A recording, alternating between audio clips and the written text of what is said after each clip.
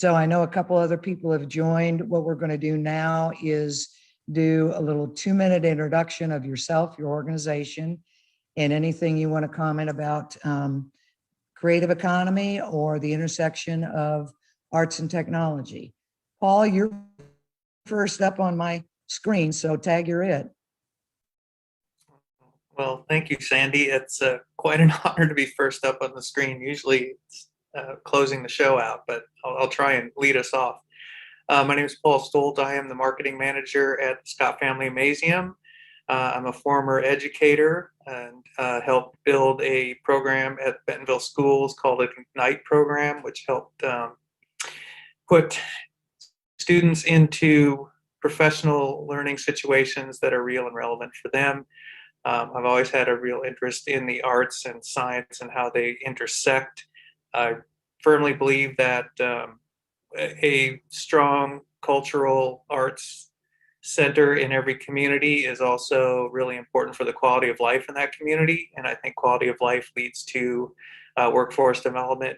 And I absolutely agree with Sandy about the brick and mortar and the kind of the old-fashioned Chamber of Commerce mindset of we need to bring in a factory with 300 jobs as opposed to bringing in 30 entrepreneurs who could each create 300 jobs.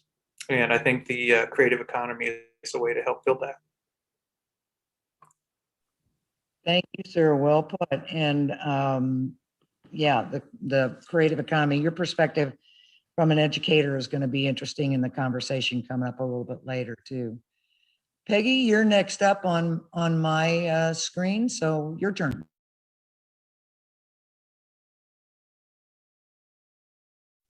You're muted.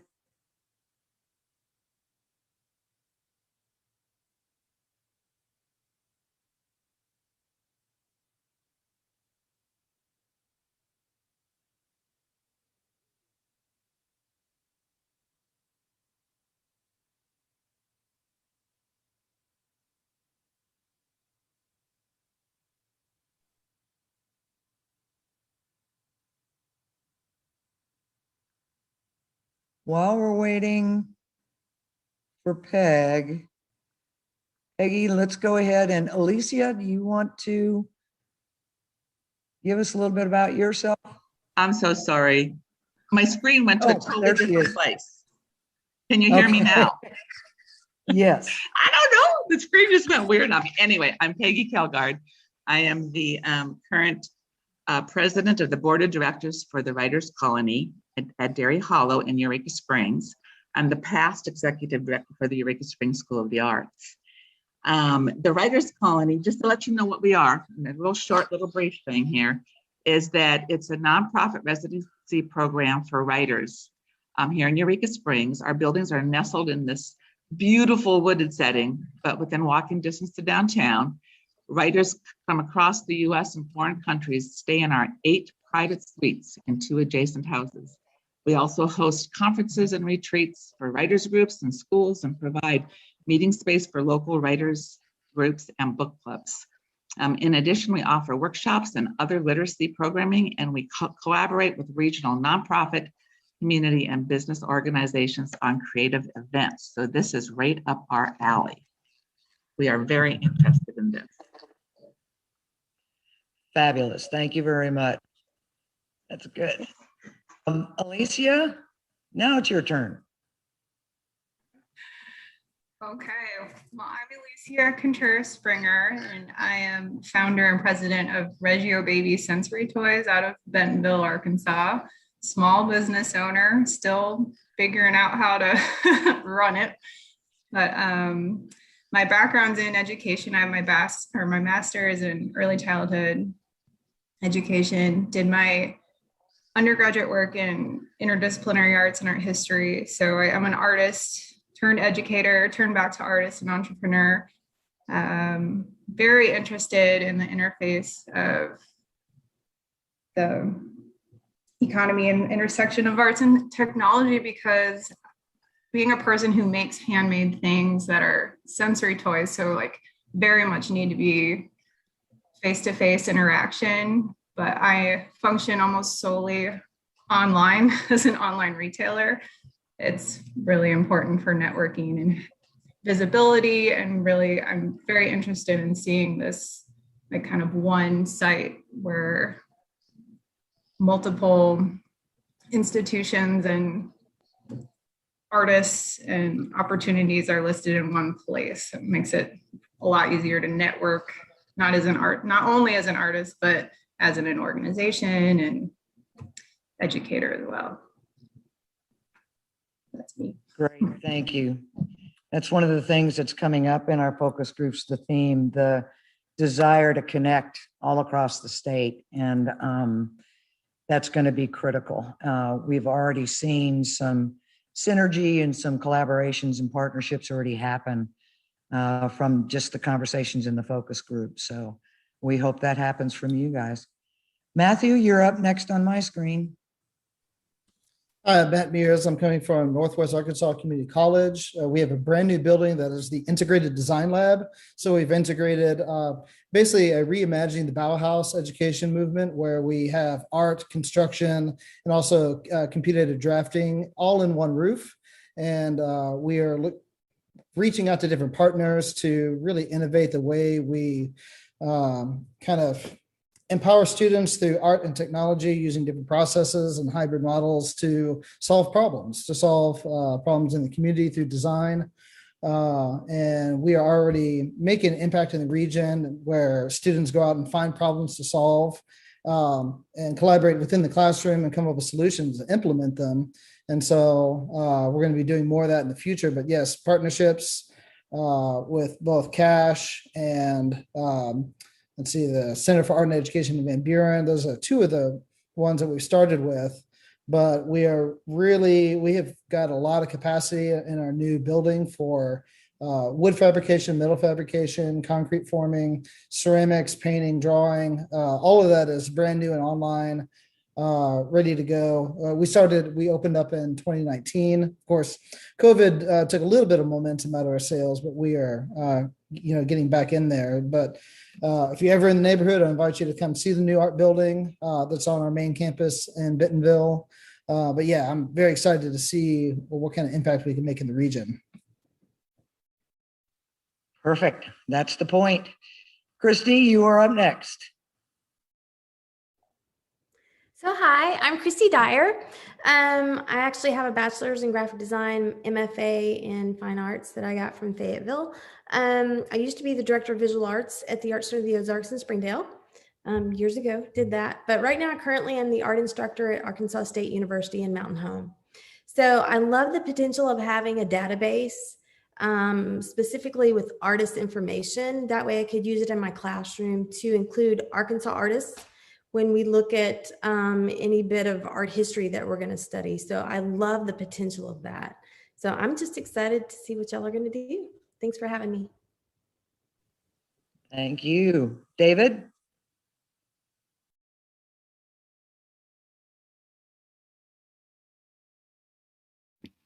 Hi, I'm David Bassey. I live in Kansas City, and I spend a lot of my time in Newton County, Arkansas.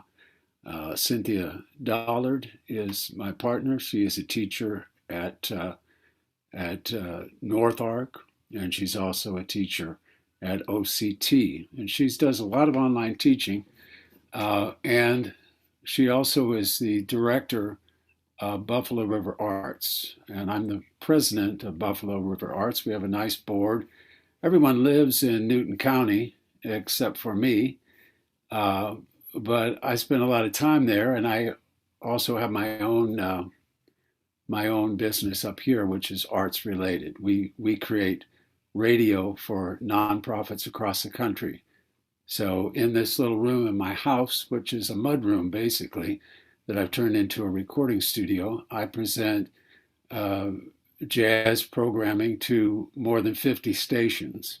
And we just picked up a station in Jonesboro, Arkansas, a beautiful little station. And so that's our latest station. We did that yesterday.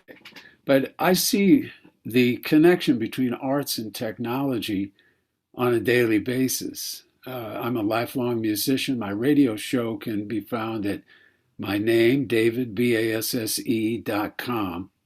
And our second website is BuffaloRiverArts.org. And you'll see between just the difference of the two websites, you'll see the focus. My focus is international. If I could get to another planet, I'd get to another planet. If anybody's in listening shot of my voice, I want them to know that I love jazz and I'll continue to promote jazz every day.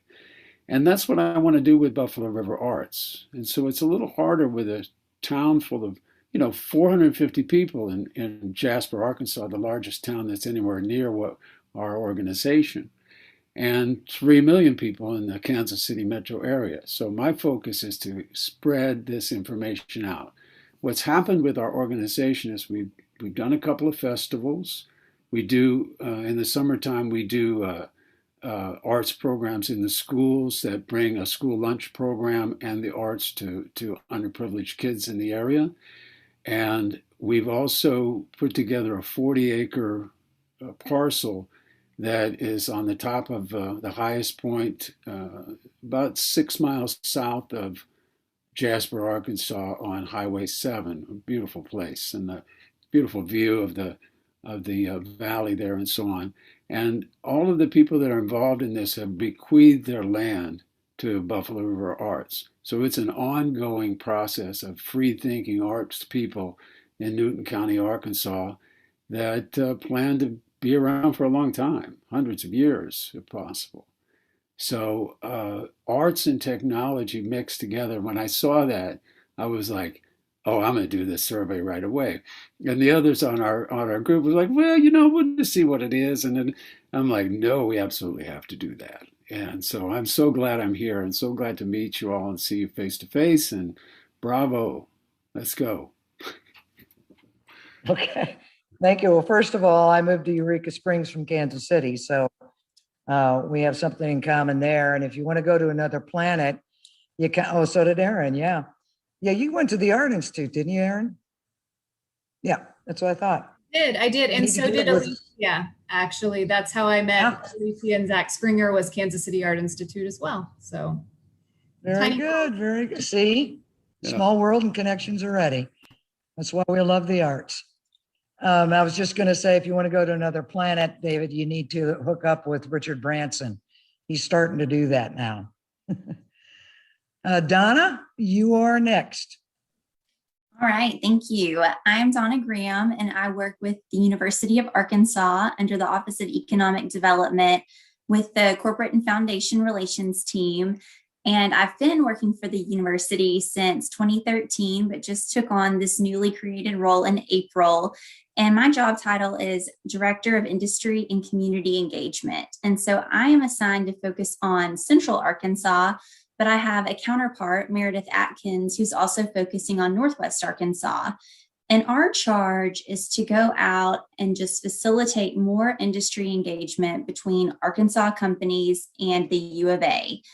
And I'm just kind of going on a listening tour is what we've been calling it, trying to understand what some of these emerging buckets are of industry development or, cultural resources to attract companies to want to have their offices in Arkansas. And it's been interesting, as much as I need to focus on what's happening outside of the university, I feel like another challenge is I'm going to need to know a little bit about everything happening on campus, just enough to connect companies to the right person. So I've been excited. Obviously, the arts and tech comes up very frequently, especially in conversations about the importance of place branding and attracting companies to Arkansas. So I was excited to connect with Sandy recently and just learn a little bit more about what's happening, and thrilled to be here with you all today. Great, thank you, and thanks for joining. A couple of critical things that you mentioned, the creative economy. I'm glad to hear that arts and technology is surfacing in your conversations. Paul had mentioned the quality of life that's so important, and that's one of the challenges we have to convince the legislators to start looking at arts and technology through that lens. that this is about economic development, and it's important.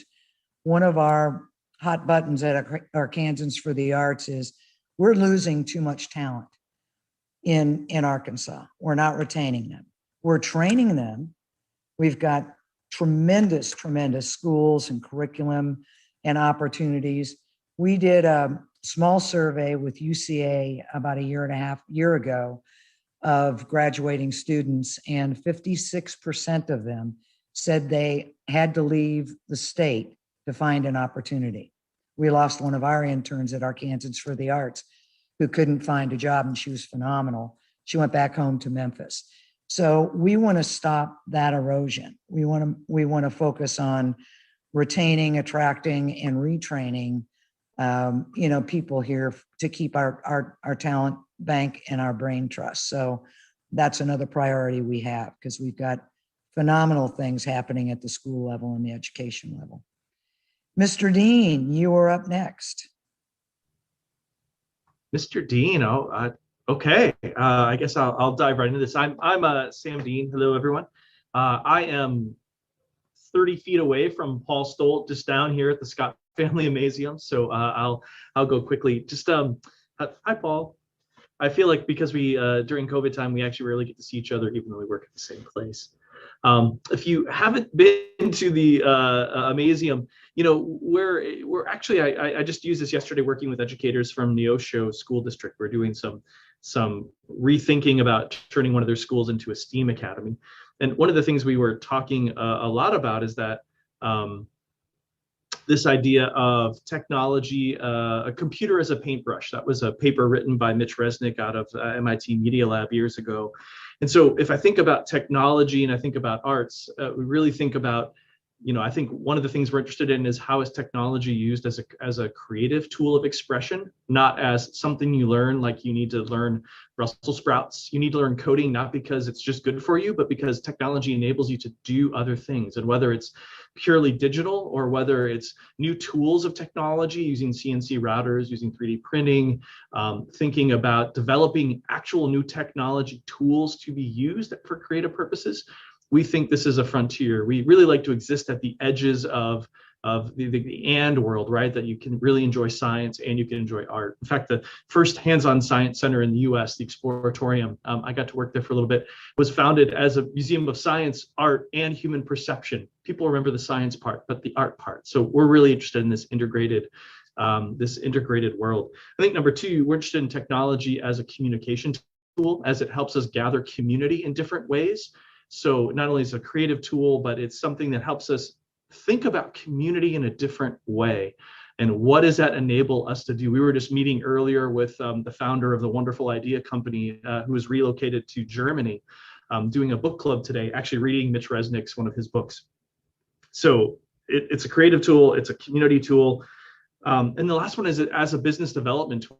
So how do we think about technology as it enables us to be wherever we are, to produce our art, produce our creative ideas, and then be able to sell it? How do we build businesses out of it? How do we make a livelihood out of it? How do we live by creating? And how do we create a livelihood by creating? So I think for us, the intersection of all three of those things is really important for us as we develop sort of the entrepreneurs and creatives of the future. The end. Thank you. The end. Drop the mic. The business model concept is something that has come up a couple of times too, that I think this is going to give us an opportunity to create a new business model for artists. That will be good. Kelly, my friend, you are up. Hello.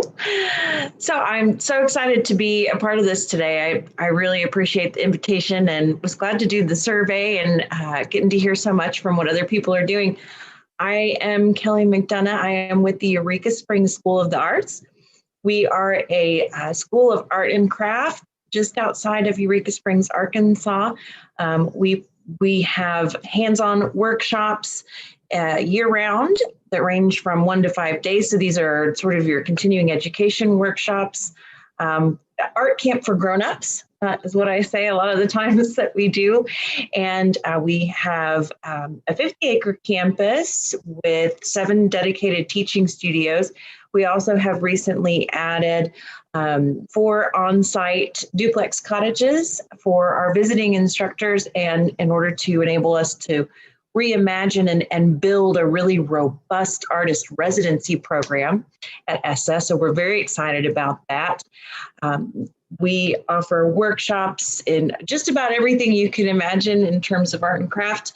Ceramics, painting, drawing, basket making, blacksmithing, welding, metal sculpture, woodworking, wood turning, wood carving, leather working, jewelry making, so on and on and on. And it's just a magical, wonderful place in the hills and the woods where people can come and have that sort of heart-hand engagement, heart-hand-mind engagement on our campus.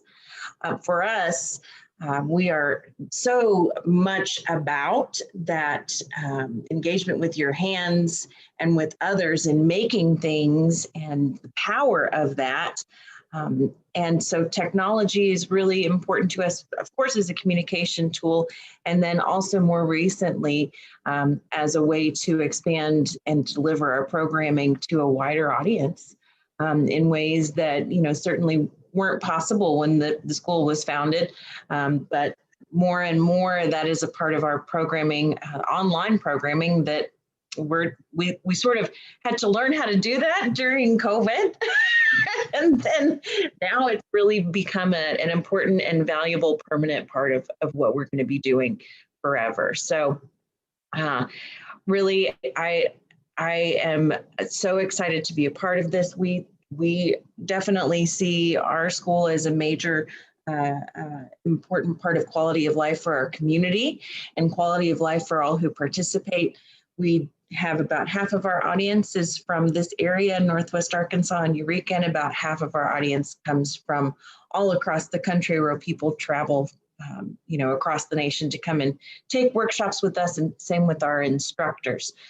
So we definitely also see ourselves as a contributor to the creative economy of this area by bringing in people from all over the country to experience what we have to offer here. So thank you, Sandy, for bringing us together. Appreciate it. Thank you for joining us. Thanks, Kelly. Lakeisha, you got out of the car and can talk safely without a seatbelt. Yes. So, yes. Hello, all. My name is Lakeisha Bradley. I'm in my studio right now. My company, I'm the founder and CEO of Mighty by Design Therapeutic Art Studios, where our mission is helping individuals see their value and know their worth. When you think about Mighty by Design, it's a metaphor that means that we're all mighty by design, but it starts with us believing in ourselves in order for it to come out. So what we do, we help strengthen the mental health of communities, one paint stroke at a time, working with juvenile detention centers, working with Benton County youth that are on probation, to assisted living facilities, to you name it, to community paint nights, to 101s, to counseling. Bam, in this office right here that's happening right now. So our mission is really just being that gateway for people to express themselves holistically through the canvas. And we do that here. A lot of people, when they think about Mighty, we're community conscious and action oriented. So one of my key business models is partnership. So working with nonprofit organizations in the community or other small businesses as a way to help drive traffic into their areas through creative outlets is a lot of the things that we currently do today. My background, so I'm a graduate of University of Arkansas at Pine Bluff, Golden Lions, and I have a master's in human resource management, and I'm currently working to get my licensure from John Brown University as a licensed counselor to be able to expand what we do today. Long-term vision. I'm originally from Southwest Arkansas, so Louisville, which is a very small town, 5 miles from Stamps, where Maya Angelou grew up, is to bring this studio, what I call studios of the community, back into those rural areas where there's a gap from artistic outlets to also mental health outlets. So being able to provide art as that gateway to holistic healing that also introduces them into a counselor. The ultimate goal is one of the platforms that I really am looking forward to being able to accomplish one day. How I see the intersection of art and technology. One of my ultimate goals with, especially with these studios of the community, especially going out into these rural and low-income areas, is to provide telehealth stations, but not only telehealth stations where they have access to counselors from across the world to go into this space, but also access to artists beyond just that local area to gain access into talent, because some of those areas they may not have full access to internet and those different things. So you can go into an internet hub and be able to connect with an artist that could be from Northwest Arkansas, partnering up with somebody in Louisville, Arkansas. And so gaining access and experience is one of the key things that I'm looking forward to doing. So I'm excited to be a part of this project with you all and to hear the other great partners on this Zoom right now. Thank you. You're full of energy, and you bring up an important part of the tie with health and wellness. And that is so critical. And the important role that arts and technology, and we see it as expanding into that area as well. So thank you for bringing that perspective. It's very valuable. And filling the gaps in the rural areas, that's huge. That's just absolutely huge. So thank you for that. Mr. Watson, you go with Mr. Dean. Hey all, I'm Will Watson. I work at Crystal Bridges in Bentonville. I'm zooming in from my house in Fayetteville, so I kind of stretch the Northwest Arkansas I-49 gamut and see some neighbors on the call. So good to see all of you. I work on the development team, so I do philanthropy and major gift fundraising at the museum, as well as oversee our membership programs at Crystal Bridges and the Momentary. And I think I've been every time I've been on one of these calls, I'm just so blown away by the work that our arts community is doing in the region and around the state. At Crystal Bridges, I feel like I've got my fingers in a lot of pies across the institution, but I think in terms of specifically the arts and technology, it's core to who we are as an institution. And I think, like all of you have said, the pandemic really just amplified that need for technology to be integral to all of what we're doing. Just to highlight a couple things, we were partnering with the University of Arkansas on a three-dimensional sort of immersive experience with one of our paintings. We had a lab at the University of Arkansas that was building essentially a video game, digging into a painting called Winter Scene in Brooklyn that's on display right now, and this partnership is on display in the exhibition that just opened last weekend. But to make the painting have more context historically and culturally, and to be able to talk about some of the moments going on right now in our society, like that technological application of the arts was always this partnership that we really wanted to highlight. But I think, as a lot of you have said, when we had to close our doors, when you couldn't be inside the four walls of the museum, technology became even more critical to amplifying access and being in places where we hadn't even been before COVID started. So I think in some ways we're going to see that stick around. We need to meet people where they are as an arts institution. We need to be able to do lectures and talks and these important arts delivery services delivered electronically and using technology in ways that we can.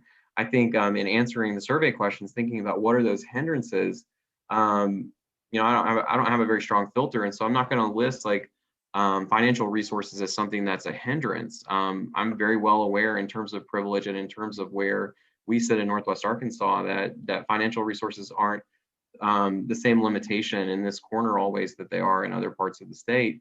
And so when I think of hindrances, I think about, well, great, you can have lectures and talks, Will, but if folks don't have a mobile device or the high-speed internet that they need to connect with the lectures that you're putting on or the artist talks or the workshops, then that's our hindrance. And so how do we get connected to public policy that says that is infrastructure, that is important and critical to not just economic development, but these quality of life conversations that we're having. So I think the museum touches a lot of places, and our interest is in supporting all of these conversations. So happy to be here, happy to to collaborate with you all as we move forward. Also, just so you know, Will is on the Arkansans for the Arts Advisory Board as well. And as you can tell, he's a very valuable resource and asset to Arkansans for the Arts. So we appreciate that. I think I have everybody. Is there anybody I missed? I think I got everybody. Okay, great. A couple things in the Garbo Hearn. Did they go? Well, Garbo is kind of monitoring. Garbo, do you want to say anything? Unmute myself. I just want to say thank you all for participating. It's so important that we have participation from all districts, and Sandy, you're doing a great job. So we're excited about you being here. Good. I'm glad you talked. Couple of things in the chat room, and if anybody has resources or anything else, please put it in there and we will share it. Matt said we need to do a better job to educate the community about what artists and designers can do and how to utilize them as value-added resource. And Donna and I had kind of tipped on that conversation about the underutilization of artists, or the lack of understanding that the jobs and the qualifications for the jobs that are being put out by major companies, you look through those qualifications and the skills that are required, and many of them are arts-based skills. They're just not connecting the dots to say, maybe I need to interview somebody that has an art background. That's one of the things that we want to do. We think that will help solve part of the brain drain as well. But that's a critical point, that we need more understanding from that. And that's something that we think we can hit through the policy paper and the report. Also, Sam included a link to Mitchell Resnick, Director of Lifelong Kindergarten Group at MIT. So we appreciate you doing that. Okay, now I want to open it up and talk about vision and what you have in your heads as far as the vision for arts and technology going forward as it relates to building the creative economy, and what you think it's going to take to get there. If you had a magic wand, money was no object, what is it that you would do that would advance the arts? Anybody can jump in.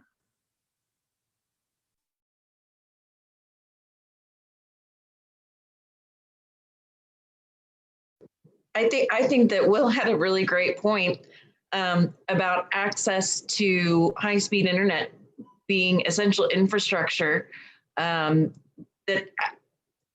as we sort of delved into this online programming, that was sort of our biggest barrier in reaching some people, or some people being able to participate, was being able to have like just basically attend a Zoom meeting. Many of our students were not in areas where they had adequate coverage for that. As a matter of fact, part of the reason I was a little bit late is because our cobbled together high-speed internet on our campus went down and I had to run home. Yeah. I know that's not necessarily directly related to the arts, but it's getting to where it's like having water or electricity in order to have high-speed internet. So that's definitely a basic thing. And I was going to say, as being involved with the literary arts and being a nonprofit, we need access to affordable technical resources and the whole bandwidth and reliability. I mean, because we have all these writers come into these suites and they need to be able to access information and get there. And live streaming, wouldn't that be nice? To get some live streaming going and have the ability to do that. We have a culinary suite.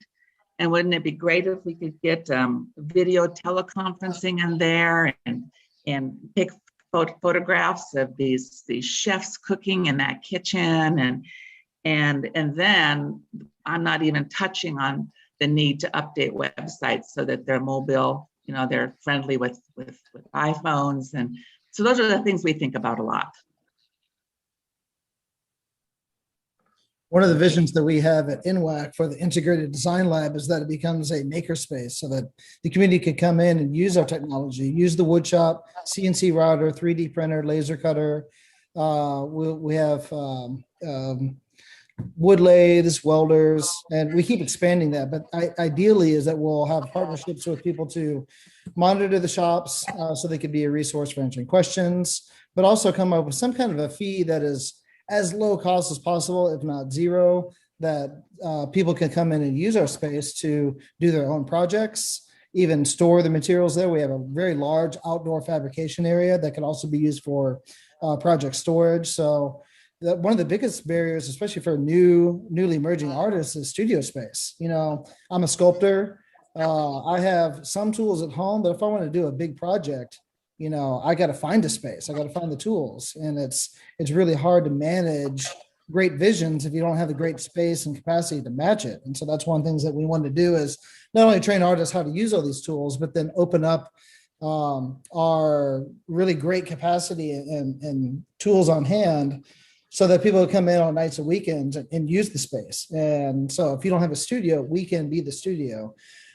There's, you know, a lot of liability and cost issues that we still have to work out. We're still pretty brand new, but that is kind of part of our vision and our mandate. And so I'm definitely, if people have input on how to get something like that started, we kind of have the resources built in. We just need to kind of have the programming side of it. But ideally, that is also where we're going to, is this kind of community engagement, kind of not really open door, but, you know, welcoming door policy for creating new work.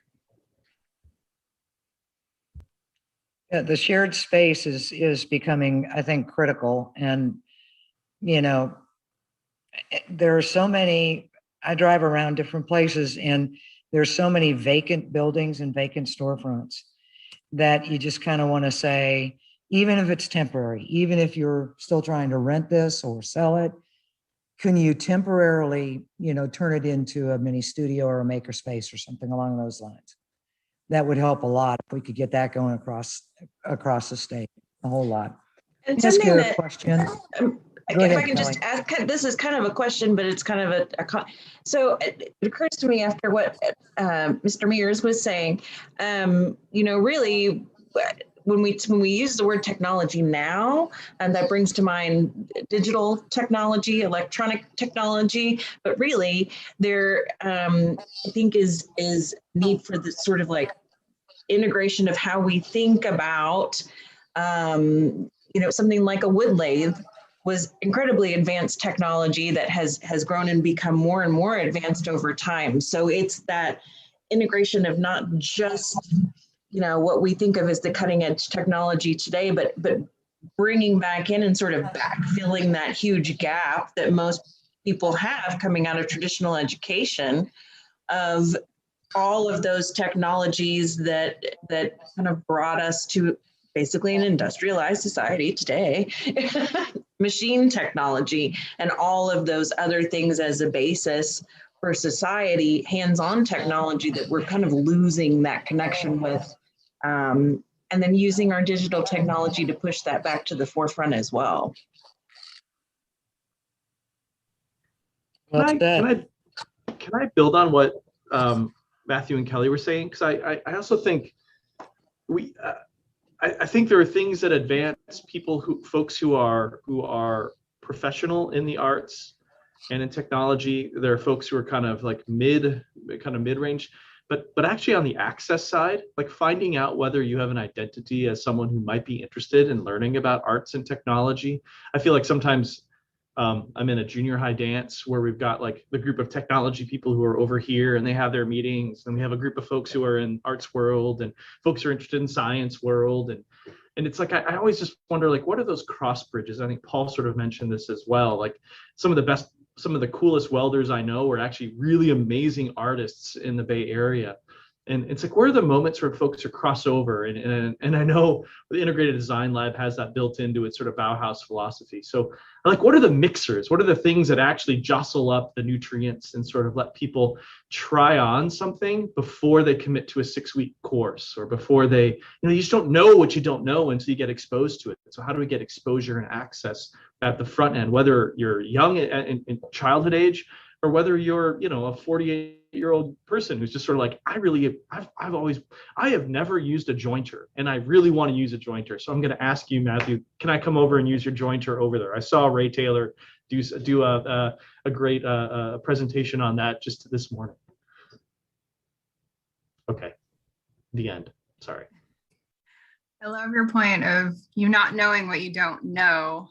And I feel like that can extend to some, like, a large amount of skill sets that you may have already honed in on a certain technology or product, or gallery setting, or in a classroom that you're using every day. But then even just meeting with somebody else to rethink how you can apply that in a different way and develop something completely different than anything you'd have ever imagined to do on your own, but just kind of reimagining the skills that you currently have, even as an artist or an educator, or et cetera, et cetera. But I like thinking of it that way too, because you don't know the skills that you have can be applied in certain ways either. That's right. That delineation between people who are really great with technology and creating that way, and the people who are creating with their hands, or the pottery wheel, or the joiner, or whatever it is, that's an artificial separation. And it's like, so we tell people all the time, they come in, oh, I'm an accountant, I'm not an artist, I can't do anything with my hands, or vice versa. Oh, I'm an artist, I can't do anything on computers. That's an unfortunate and artificial, divide. And so it's some bridging of that. It's that we always tell people when they come in, oh, I'm not an artist. Well, everybody's an artist. Some have just had an opportunity to practice more than others. Do you all see that as a role of, like, Sam mentioned the mixers, and I love that concept and stuff, but it also strikes me that it's sort of like making maker spaces more integrated within every single community, every school, starting, and I would assume with the educators that are on here, and those of you that I know deal with kids, that you want to start it early. Doing it in high school isn't going to cut it. We need to start, K through 12, and get little kids playing with dough and different things like that. Is that sort of what you're thinking? Sandy, I can jump in on this one. Probably the only one who's had experience in an elementary classroom as an educator. And I can tell you from experience that one of the biggest issues that's hampering kids learning and continuing to be creative is that they don't have enough dabble time. They don't get to dabble in new things. The legislature is well intended in trying to make sure that Arkansas creeps up in the national rankings of academic performance. However, we're shifting to an economic model, I think, not just in the United States, but globally, that values creativity over competency. And right now, there's a lot of money being thrown at competency instead of being thrown at creativity and allowing kids to become that auto mechanic and car restoration artist, or the welder who can, fix any pipeline, but also likes to create sculpture in their spare time. There has not been the kind of emphasis put on, and I'm going to say it, trades, but I don't think trades necessarily is the way to terminate it. The terminology used now, I think, would be more creative pursuits, and let kids find their passion, and they'll run with it, and you will have great employees in the refrigeration factory during the day, and in the evening they'll be creating new light fixtures out of copper that they can then sell. So I think one of the biggest hurdles and challenges is to change the mindset of the legislators to see that while competency is important, When you put all your eggs in that basket, you're going to leave out a significant portion of the student population instead of looking for, helping them find their creativity.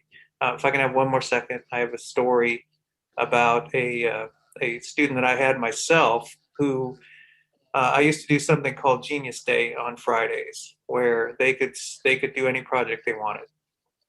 It wasn't graded. It didn't have any parameters. There was no rubric. They simply had to find a project that they wanted to do. Some kids analyzed football stats. Some kids decided to, try and build a better bridge. And these are 7-year-olds and 8-year-olds. And I had one girl who wanted to figure out how to put solar charging material in her clothes so that she could charge her device while she rode her bike. And she had gotten as far as she could on her own. I obviously have no ability to help her with that because I'm really not that smart. So I had to have her just continue moving on her own. And she ended up connecting with a group of college students in West Virginia who were actually working on photovoltaic fabric. And she emailed them back and forth. And actually, had she had resources, she could have come up with a prototype on that material. So there's if we hadn't done that, if we just stuck to a 5-day competency model, she wouldn't have had the time to explore that passion. And I have not connected with this family, but I'm assuming she's probably doing some engineering or something, but doing it in a way that's not textbook. It's a creative way of being an engineer. So that's my soapbox speech on legislature and their ability to legislate norms for educators instead of letting students drive their learning. This has been fascinating to meet you all this way and see everybody face to face. And I want to go back and underscore what Will said about being able to reach people through the internet. And the internet divide in this country is just a shambles. It's just horrible. And I heard a story on the radio yesterday about colleges that are teaching surgery that you can do on your phone. Students are actually learning how to be surgeons on their phone, and they're getting better instruction that way than if they were in a classroom with a doctor who's actually doing the surgery, because they can actually see every aspect of it. And I think about Kelly's program, which Cindy, who I work with, is partnering with Kelly on some programs. And to have that kind of thing of like blacksmithing or working with a lathe or working with machinery that takes years to learn, to have that instruction not only online, but have it in interactive ways that people can learn it.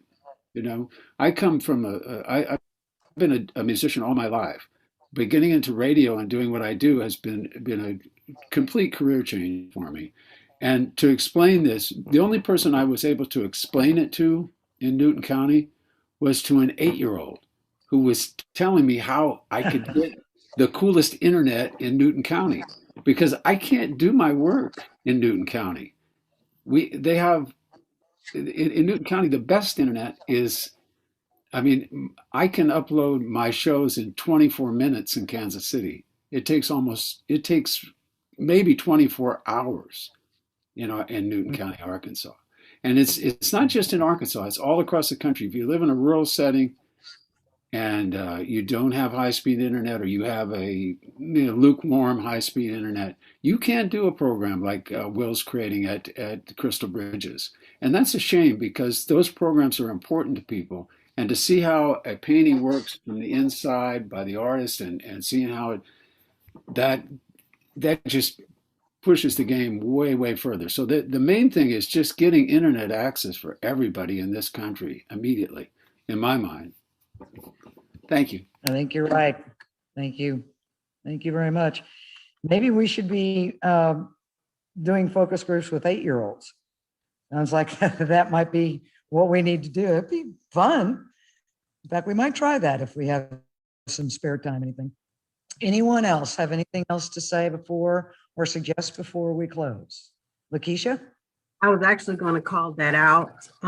If you are able to do another focus group, is to really think about a very diverse group of individuals, thinkers, and backgrounds of youth from ages, if it's 8 to 18, or, find the range that works best, but to hear their perspectives, because I'm looking at our group now, but if we're thinking about the future of Arkansas, we need to be tapping into them and groups, individuals that come from low income to mid-level to even high range, but also youth that come from the system in regards to like the juvenile system and those different things, to see what does this truly look like if we really wanted to create something that's holistic. Yeah, that's a great concept, and I think we should consider it. And Sam just chimed in on the chat and said that's a great idea. And I was thinking about, now I'm a spoiler because I probably, when I take my godkids to the Amazeum, I have as much fun, if not more, than they do, and want to stay longer. They poop out way before I do. But that is such a microcosm of what you're exactly talking about. They get it. They get the hands-on. It's such a great mixture of all that. So I think it's a good idea to do youth groups. I think so. Anyone else? Okay, really appreciate your time, your minds, your caring, your insights. This is very important to us, and you have been fantastic. And there's some information in the chat if you want to share it. You have my email address, you have Aaron's email address. Any thoughts, any conversations you want to continue, any connections that you want to make, please let us know and we'll do our darndest to make that happen. And really appreciate all of your time. Thank you. And we're only 4 minutes over. We started 1 minute late. So we're good.